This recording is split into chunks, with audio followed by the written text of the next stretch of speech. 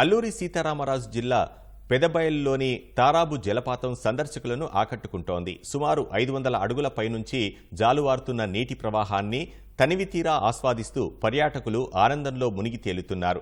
అక్కడి ప్రకృతి సౌందర్యం నడుమ జలపాతాన్ని చూసి శ్రమ బడలికలను మర్చిపోయి సందడిగా గడుపుతున్నారు. జలపాతానికి వెళ్లేందుకు వీలుగా బూసికట్టు కూడలి నుంచి 5 కిలోమీటర్ల మేర బీటీ రహదారి నిర్మాణాన్ని అధికారులు చేపట్టారు.